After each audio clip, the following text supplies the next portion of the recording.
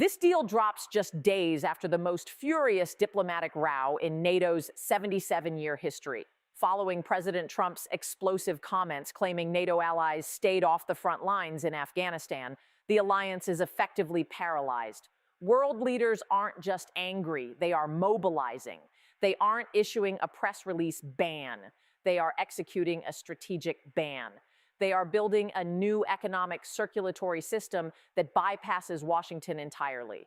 The narrative that NATO is broken isn't a prediction anymore. As of this morning, it is the operational reality.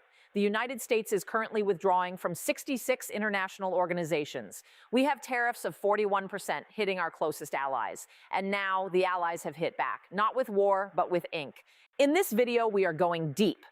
We will expose the exact terms of the EU-India deal signed today, the specific insults that caused the UK and Germany to turn their backs on the White House, and the terrifying economic reality of an isolated America in 2026. This is the story of how the West divorced the United States. To understand why Ursula von der Leyen and Narendra Modi are smiling in New Delhi today, we first have to understand why Keir Starmer and Boris Pistorius are seething in London and Berlin. The catalyst was not a policy paper, it was an insult. Last Thursday on Fox Business, President Trump made a claim that essentially rewrote the history of the war in Afghanistan.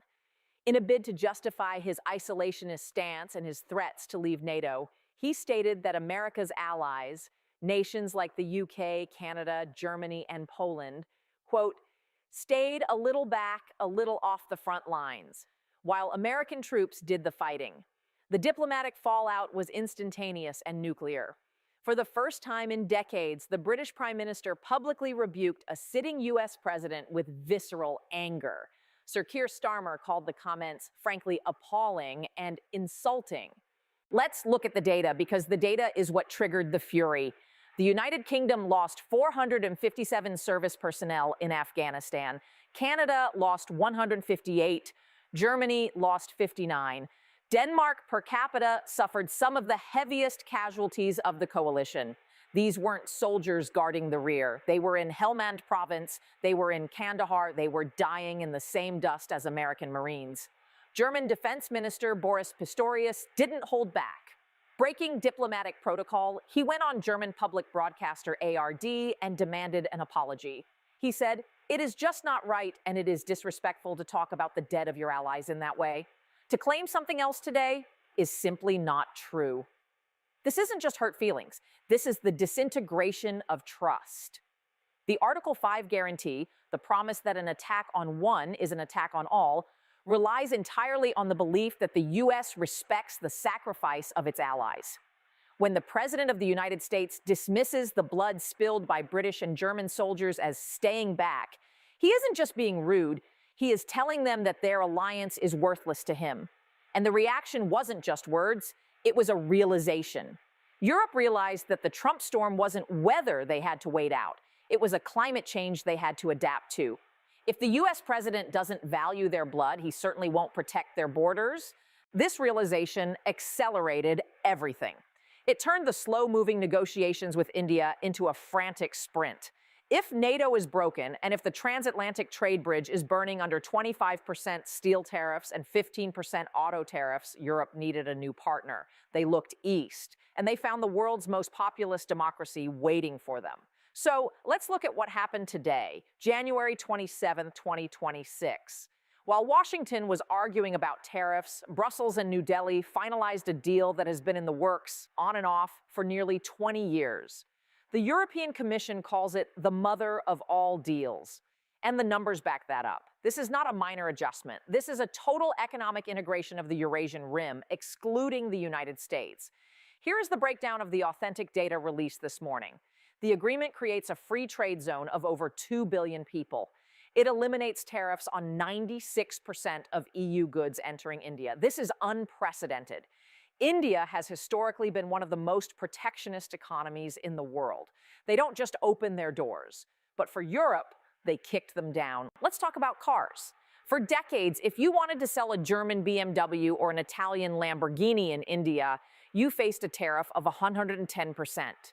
That is a prohibitive tax that made European cars impossible to sell at scale. Under this deal, that tariff drops to 10%. This is a gold rush for the German auto industry, Volkswagen, Mercedes, BMW, who are currently being squeezed by Trump's tariffs in the U.S. market. They have effectively swapped the declining American consumer for the rising Indian middle class. It's not just cars, it's wine and spirits. Indian tariffs on wine were 150%. They are being slashed. Machinery tariffs of 44%, gone. Chemicals tariffs of 22%, gone.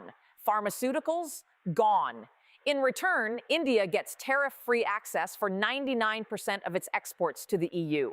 Textiles, leather, jewelry, sectors that employ millions of Indians, now have a direct tax-free pipeline to Paris, Berlin, and Rome.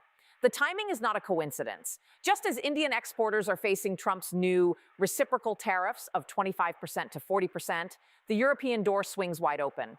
Just as European manufacturers face a 15% wall in the US, the Indian door swings wide open. This is a classic pincer movement. The two largest democracies in the world, by population and aggregate GDP, are hedging against the instability of the third. Ursula von der Leyen put it bluntly in New Delhi today. We have sent a signal to the world that rules-based cooperation still delivers great outcomes. That signal is directed at one man, Donald Trump. The message is simple. We do not need you to prosper.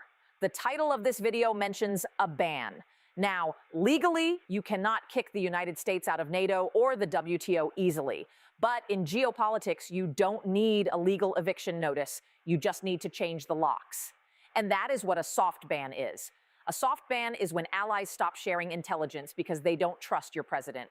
A soft ban is when trade routes are redrawn to bypass your ports. A soft ban is when the G7 summit becomes a G6+1, where the real decisions are made in the hallway before the American president arrives. We are seeing this happen in real time. While Europe integrates with India, the US is retreating into a bizarre isolation. President Trump has launched his Board of Peace, an alternative international forum that includes Vladimir Putin but excludes traditional Western allies. He has withdrawn the U.S. from 66 international organizations in the last year alone, citing globalist agendas. The result? The world is moving on. Look at the strategic autonomy push in Europe.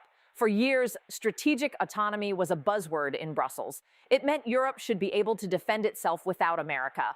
It was a dream. Today, it is a survival strategy. The EU-India deal includes a massive chapter on defense and security. They aren't just trading wine and cars. They are discussing maritime security in the Indo-Pacific. They are discussing cybersecurity. They are discussing things they used to discuss with Washington. India, too, is pivoting. India was a key member of the Quad, US, India, Japan, Australia, designed to counter China. But with the U.S. becoming unpredictable, imposing tariffs on Indian goods and threatening visas, India is diversifying. They are betting that a partnership with Europe is safer than a marriage with MAGA. So, what does this mean for you, the American viewer, or for the global economy? The isolation of the United States is not cost-free. In fact, it is incredibly expensive. President Trump believes that tariffs will force companies to return to the U.S. He calls it the Great Rebuilding. And to his credit, he did secure a massive $550 billion investment pledge from Japan in July 2025. But economists warn that these pledges are often paper tigers, promises that evaporate when the economic weather turns bad. The reality on the ground is inflation. When you put a 25% tariff on global imports, prices go up. But the bigger danger is market access. American farmers, soybean growers in Iowa, corn growers in Nebraska relied on export markets. When Europe and India sign a deal that eliminates tariffs between them, American farmers are left on the outside looking in. A French farmer can now sell wheat to India tax-free. An American farmer has to pay a tariff.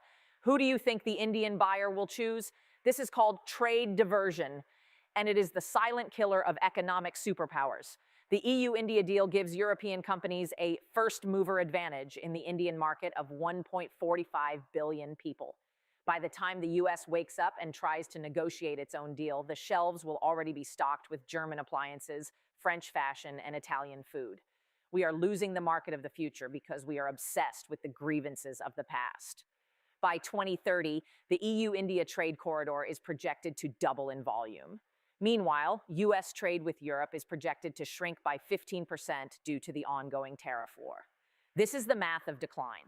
You don't lose your superpower status in a single battle. You lose it because everyone else starts doing business without you. And we cannot talk about this diplomatic breakdown without mentioning the absurd yet dangerous Greenland crisis. It sounds like a joke, but it is a major driver of the current NATO fracture. President Trump has renewed his interest in purchasing Greenland from Denmark. When Denmark refused again, tensions spiked. Trump threatened tariffs on Denmark, a NATO ally. This isn't just about real estate, it's about the Arctic. As the ice melts, new shipping lanes and resources are opening up. The U.S. wants control. But by bullying Denmark, a loyal NATO member, Trump has terrified the rest of the Nordic countries. Sweden, Finland, and Norway are now looking at the U.S. not as a protector, but as a predator. This has pushed the Nordic bloc deeper into the arms of the European Union's defense mechanisms and further away from NATO's U.S.-led structure. It is another brick in the wall of isolation. History will likely look back at January 2026 as the turning point, the moment when the rimland of Eurasia, Europe and India, decided to join hands and close the gate on the Atlantic power. Donald Trump promised to put America first, and in a way, he has succeeded. America is now alone, first in isolation, first in tariffs, but last in the room where the future is being written. The ban isn't official. There is no piece of paper expelling the U.S. from NATO, but when your allies build a new world economy that excludes you, when they sign the biggest deals in history without you, when they demand apologies for your insults to their fallen soldiers, you have to ask yourself, did we leave them or did they leave us?